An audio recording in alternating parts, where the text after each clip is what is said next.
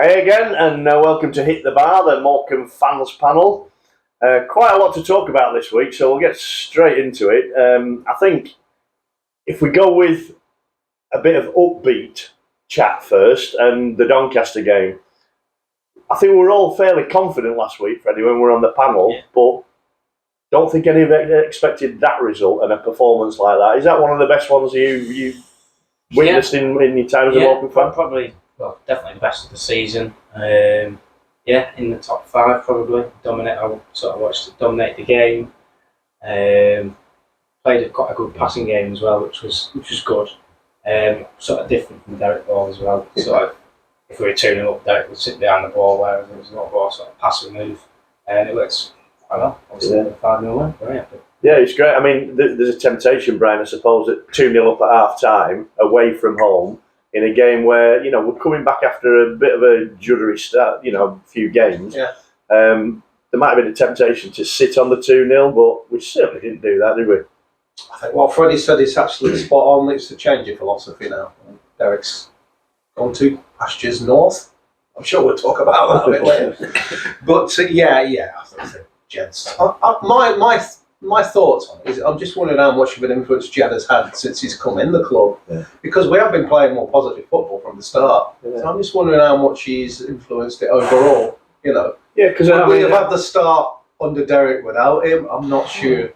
We did have a reasonable start under Derek, didn't we? But I mean, the wins that we've had away successive against Forest Green, Colchester, in that team for sure, and the club generally, I think.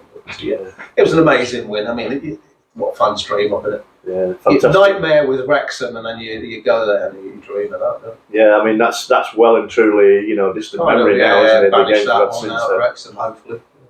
And that fourth goal, Mike, it's the best team goal I can remember seeing from Morecambe. But what do you think about that? That's a phenomenal goal. It was just, there's been little signs of it all season, really, in terms of McKinnon and others doing little 1-2s in the middle and passing the ball and moving it around quickly. We've seen 2 or 3 really good goals that have been built up in the kind of last third by knocking the ball around, but that was carried all the way from the halfway line, and 9, 10, 11 passes just ping, ping, ping, ping, ping, and then the finish from Stonda, who apparently at that point had a sore foot and absolutely leathered it all the same, and always good when it comes off the bar as well for a bit of extra class, and the goalkeeper flying in the air. It was a wonderful goal. It was great, and I was shouting for a penalty when Adam Mayer got the ball in the box and turned his man, and a great little step over by Michael Mellon before that. If he'd have stayed down, I think that'd have been a penalty, but he didn't. Definitely. I mean, thankfully he didn't, because we would have been denied that fantastic goal. But good bit of work there from Adam as well. Oh, it's phenomenal. Yeah, I mean, they were all parts of the goal were amazing. It was those little triangles and passing and moving, and what you want to do is you want to see a little bit more of that on the deck. There was a couple of times under Derek where also all of a sudden we were starting to hit the ball a bit long and try and hit it up to one man with Michael up front, and it just wasn't working. And all of a sudden, though, with sometimes when Jordan Slew comes in, sometimes he's really underrated, and he comes into the team when you're back to the wall a little bit sometimes, and he just holds the ball up phenomenally well, and he just brings people into play, whereas others sometimes don't, and it's just adds a bit of an extra dimension. Yeah, it was wonderful to watch. Yeah, great. I mean, we're giving Derek a little bit of stick here. He brought the players in, let's not forget, and hopefully we can keep hold of them, because that's going to be the big test in January, isn't it? But it's him and Greg that have brought this squad together, and it is an exciting squad when they're allowed to play.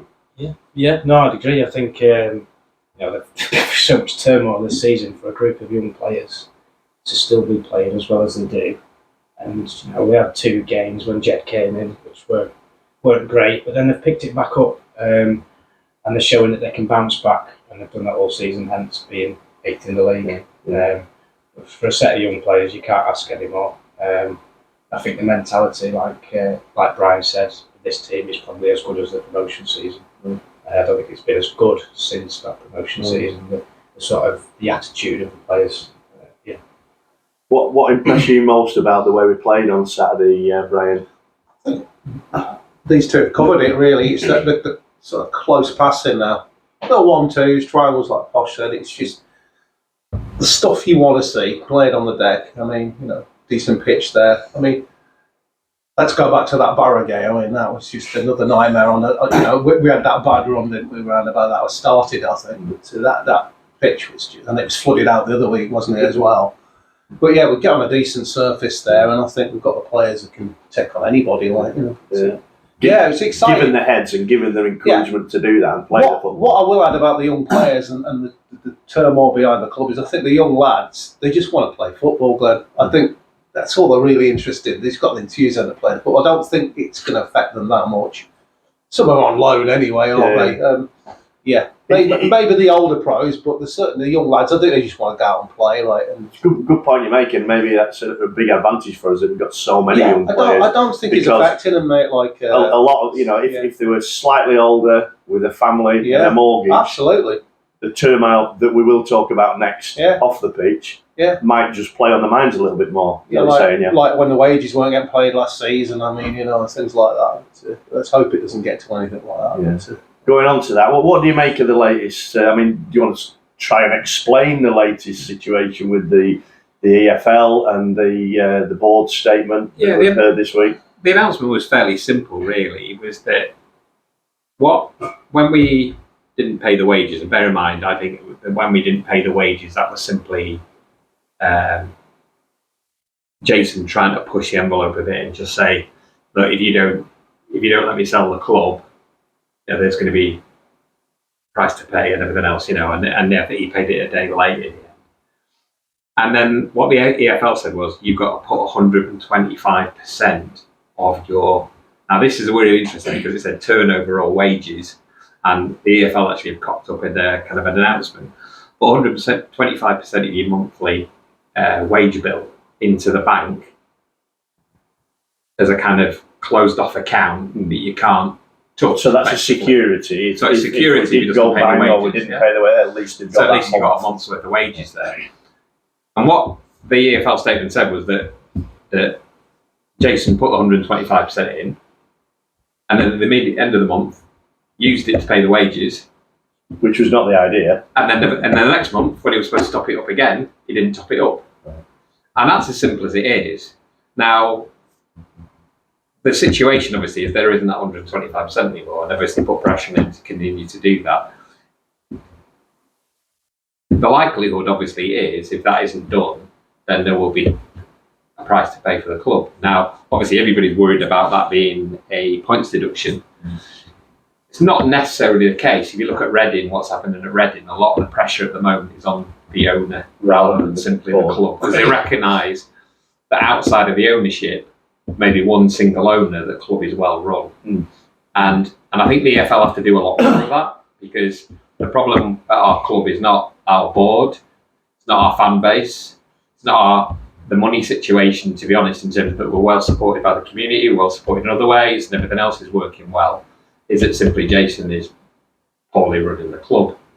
So if you want a penalty to go against it, you want to ban him from football, and that's what they're talking about with Reading's owner as well. And I think we've got to get to that stage, and they've got to be able to somehow or another force him to be on. I mean, I suppose we're in the fortunate position that a 3-point penalty wouldn't hit us as bad as it might have done. If we'd have been down at the bottom and that would have been a big hit. Nobody wants to see points deductions at all, but we are in a position to swallow that a little bit. It's more the wider picture, isn't it? We aren't in a position where we're not paying the wages. The ruling is about us not putting 125% of our wage bill into the bank. Yeah. So we're not really even at that stage. However, my understanding of what's going on at the club is that there is no money. There's very little money in the club at all, and hence the kind of point that the board have raised and put out that statement, which basically implies, as well, is that they really have reached the end of the line and have got to deal with this very quickly. Yeah. But if there's no money within the club, then you're in a position where, come January, the worry obviously is, then we talked about how well the team have been playing, is, first of all, loan players get withdrawn because there's a worry about whether they're going to get paid, or that the feeder club, the parent club, isn't going to get paid. So you're obviously looking at players like... They don't want their players to be in that position, worrying about maybe. And to be honest, we've got to keep giving that reassurance to those parent clubs that it's going to be all right. Yeah, well, hopefully we can do that. There's not a lot that we can do about it. I mean, people have talked about protests, but I think the board that are managing day to day have said that just will have no effect whatsoever. And if protests get really serious, it can only damage the club and the players. So I don't think that's going to happen. I think the fans are sensible enough not to do that. But there is an urge that you kind of want to do something about it, isn't it? Yeah, that's pretty much right. Is that it's very hard just to sit there and let it see it all going. So all this stuff going on, and there's nothing that you can do. And you really don't want to take it out on the players because they've worked so hard this season, put in a lot for the club and with what's going on. Just Frustrating, it's isn't just it? frustrating. Yeah. Is that your sentiment, Brian? I was just going to ask Mike a question because he's far more versed in financial ways than I want to be. But why has it taken so long with a club up for sale to find any kind of new owner? What is the block? Is it the price of the club, or No, fundamentally, it's Jason. I mean, at the end of the day, Jason can sell the club to whoever he wants. is he holding out for more money than you think it's worth? It's Is it possibly something the like case. that? I mean, the rumour is obviously that Sergeant Jahal offered a lot of money for the club. Yeah. So let's just say, without giving any specific figures because I don't know the numbers, let's say Sergeant Jahal offered £5 million for the football club, and the reality was probably, let's say, the club's worth £2 million. Yeah. And somebody offered you £5 million, and even though you could look at what's on the paper and say, and the person and the background and everything else, and say, realistically, am I going to get my £5 million? Am I going to get a deal through the EFL? Yeah. Or am I going to go and take a £2 million deal from somebody else who's a lot more credible, has a lot more money in the bank? There's evidence of the money, because obviously this is where the point is, there's no evidence, there hasn't been any evidence, or credible evidence, that there's going to be money in the future to pay, to continue to pay wages and continue to support things. So the logic in your mind is Jason got the club for nothing effectively because of the default of the loan. You got the club for nothing, sell the club. If you made a couple of million quid off the back of it, happy days, walk away, go and do something else. But if he's holding out for more money simply out of sheer stubbornness, and maybe a deal that will never come through because the Sergeant Jahal thing has been going on and on forever. Absolutely. Went off and had a look at Wigan, disappeared for quite a while, and now come back again. Everybody It was a knows. brief look at Wigan. Everything simple smell test, isn't it? You have it smells funny. Yeah. Probably going to be rotten. Oh, yeah. Right, but we're not saying that. We don't know. And weirdly, Saab Jahal's apparently with Saab Capital, which is the vehicle he's used to buy it, suddenly miraculously got £9 million in the bank. Yeah. So who knows what's going to happen? And I think that's what the problem is as well. I think we're also not only concerned about what's going on, but we're also, we don't hear any messaging, we don't hear anything from. And there's reasons Jason. for that. Never heard anything from it. I think It's worrying. All we want to do is that I'm going to wrap it up soon anyway, but that we just want it resolved quickly, don't we, as fans, and then we can get on and plan. We did mention Derek earlier. Nice little rant he had about the Scottish Premier and the quality of it or lack thereof. Morecambe 100 times better than Ross County. Oh, easy. Derek never says anything without a reason. He's probably playing his cards now to get a decent amount to spend in January for them. But that was a laugh, wasn't it? It's proper Island fling, was that? Where do you want to start on that? It's typical Derek Adams, mate. Isn't it? We were saying before we started filming that we're used to kind of thing like this club. Doesn't surprise us. There's some interesting interviews. He certainly ruffled a few feathers in Scotland, didn't he? Blimey, there was some reaction to that. Oh, good praise for Morecambe anyway. We're going into a busy Christmas period. We are going to take a break next week, so we'll discuss everything that happens over the Christmas period in the new year, when we will also be looking forward to, of course, the trip to Swansea in the FA Cup. Tickets on sale now, and Swansea have done us a real deal. It's, if you're a season ticket holder at Morecambe, you're an adult, it's a tenner a ticket, which is great value if you can make your way down there. So hopefully I'll see quite a few of you down there at the Swansea game when it comes. But before that, we'll come back after the New Year. Have a great Christmas and a really good New Year, and up the shrimps, everybody. Come on!